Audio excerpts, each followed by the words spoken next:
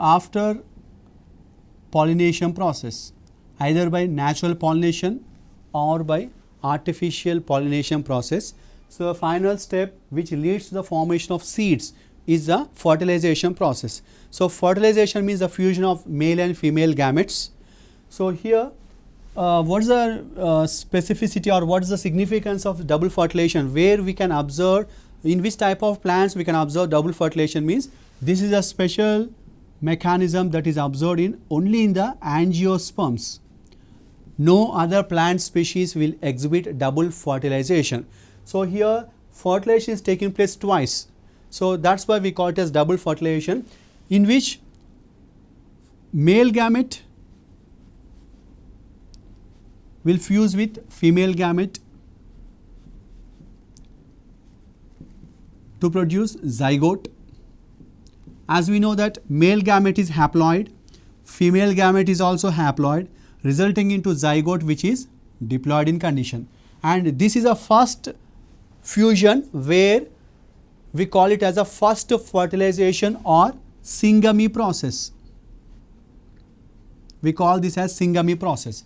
Whereas here the second male gamete is present, because the generative nucleus of the male gametophyte will produce two male gametes. The first male gamete is fusing with female gamete, whereas the second male gamete, which is haploid in condition, will fuse with the secondary nucleus of the female gametophyte. The secondary nucleus is diploid in condition, and it is resulting into a triploid structure called as primary endosperm nucleus, or we can also call this a primary endosperm cell.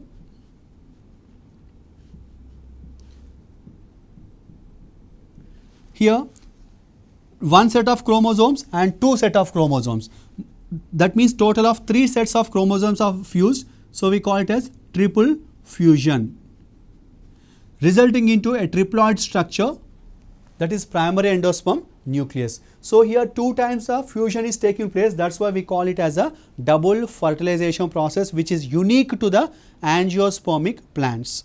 So, let us see how this mechanism is taking place in the angiosperms. Because of pollen pistil interaction, the right type of pollen grain is identified by the stigma, so that it will secrete some chemicals and allow the pollen grain to germinate. This pollen grain, when it is germinating, the intine wall will be converted into a small tube-like structure which will pierce to the stigma and style, and finally it will enters into the ovary, from there into the ovule. In the meantime, when the pollen grain is passing, the generative nucleus will undergo mitosis to produce 2 male gametes. So, here all this process starting with the receiving of pollen grains and till the pollen grains producing pollen tube and the male gamete production, till the entry of pollen tube into the ovary and ovule, all that will be the part of pollen pistil interaction. So, this is a dynamic process which is taking place in the plants. In this process, first one is entry of pollen tube into ovule. The pollen tube enters into ovule by 3 mechanisms. The first one is porogamy. Consider this is ovary.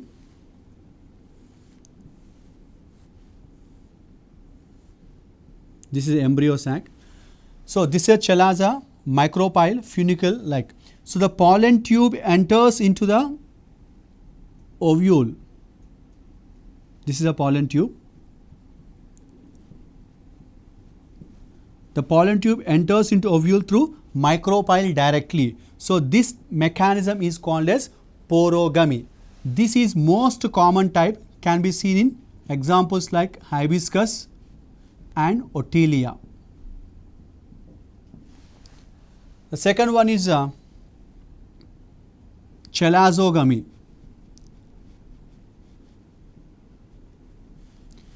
In this, the pollen tube enters into ovule through chalaza. So this is a chalaza. The pollen tube will enters into ovule through chalaza, and after entering into chalaza, once again it will move into the integument region, where finally it will reach the micropyle like this. So as the pollen tube is entering into the ovule only through chalaza, so that's why we call it a chalazogamy. This mechanism was first discovered by tube scientists in Casuarina plant. And third one is mesogamy.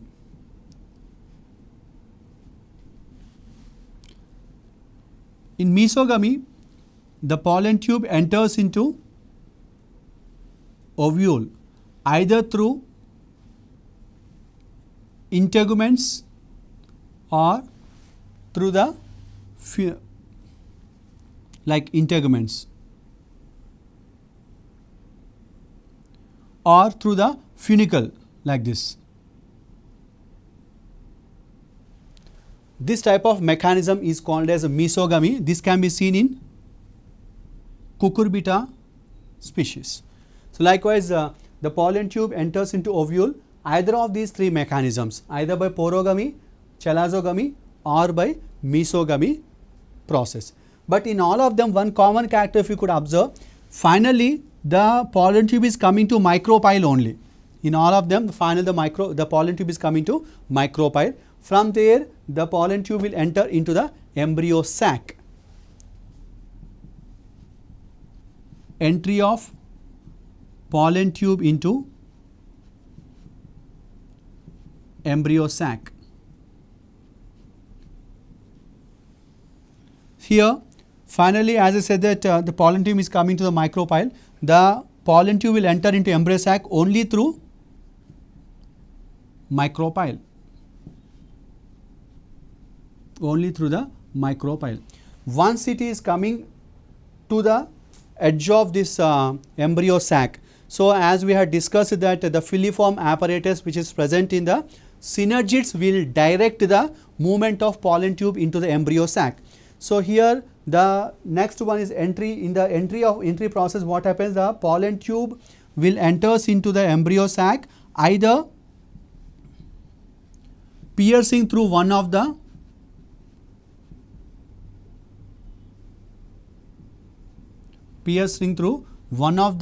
synergid. So when it is piercing through one of the synergid, that synergid cell will get degenerated or destroyed. The other mechanism is the pollen tube will enters into embryo sac between the egg cell and the synergid cell. A small gap like structure will be there. Through that the pollen tube will enters into the embryo sac. Once the pollen tube enters into the embryo sac, so the tip of the pollen tube may burst, or a small perforation may be formed at the tip of the pollen tube, or the pollen tube tip will get degenerated. Because of either of these three reasons, the small perforation will be formed at the tip of the pollen tube, and the two male gametes which are present in the pollen tube are released into the embryo sac. Once the release of male gametes into embryo sac occurs, one of the male gamete,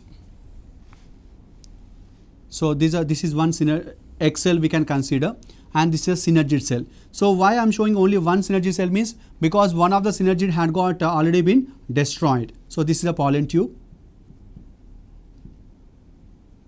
So this is the egg cell. In this is the nucleus of the egg cell, and here we can see the central cell, or we can call it as a secondary nucleus.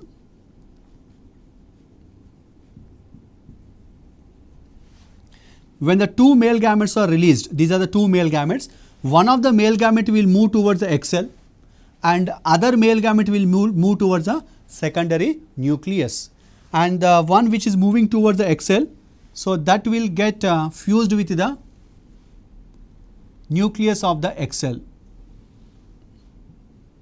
So we can show like this, both of them are getting fused here, and one other will be moving like this. So here secondary nucleus, this is a secondary nucleus, and This is a second male gamete. So this, when these two are, that is female gamete, the nucleus of the egg cell, and the male gamete are fused. So that will be resulting into zygote. Whereas this will get fused with this, the second male gamete will fuse with the second nucleus. So that will be resulting into an triploid structure that is called as primary endosperm nucleus, which is triploid in condition. So already we had discussed that a zygote is formed as a result of syngamy, the first fertilization, whereas primary endosperm nucleus is formed as a result of triple fusion or the second fertilization process. And here syngamy was first discovered by Strasburger scientist, whereas triple fusion, the result of triple fusion is primary endosperm nucleus. Triple fusion was identified by Navashin, first discovered by Navashin scientist in Fritillaria and Lilium plants. Fritillaria and Lilium plants. So later Navashin had come to know that it is not only been observed in Fritillaria and Lilium, it is a common feature present in majority of the angiospermic plants. So likewise the two types of fertilization is taking place, so we call it as a double fertilization process in angiosperms. So during double fertilization, how many genomes of male gametophyte and how many genomes of female gametophyte are participating? So let us take the male gametophyte side. As we know that male gametophyte contains one vegetative nucleus or vegetative cell and two male gametes. So this is haploid, that is which contains one genome. This is also haploid. So as there are two male gametes, two genomes are present. When if we take the side of female gametophyte, the female gametophyte are embryo sac which contains one egg cell which is haploid, two synergids, these are also haploid, one secondary nucleus, this is diploid, and three antipodals, each of them are haploid. So here one male gamete, that is one genome of male gametophyte, and one egg of female gametophyte are participating in syngamy. So syngamy, for the process of syngamy, male gametophyte side and female gametophyte side, how many genomes are participating? One genome of male and one genome of female are participating, whereas for triple fusion, the second male gamete, that is one genome of male gametophyte and two genomes of female gametophyte. Two genomes means the diploid nucleus of the secondary nucleus is participating here. So the total here two genomes and here three genomes. That means for double fertilization a total of 5 genomes are participating. In double fertilization a total of 5 genomes are participating, and how many genomes of male and how many genomes of female? So 2 genomes of male gametophyte and 3 genomes of female gametophyte are participating in the double fertilization process. And how many genomes are degenerated, or how many structures are degenerated after fertilization process? The 2 synergids will be degenerated and the 3 antipodals are also get degenerated. So total 5 genomes, 5 genomes are degenerated, which are not participating in the fertilization process. So this is about the number of genomes and the cells which are participating in double fertilization and degenerated, not participating in the fertilization process.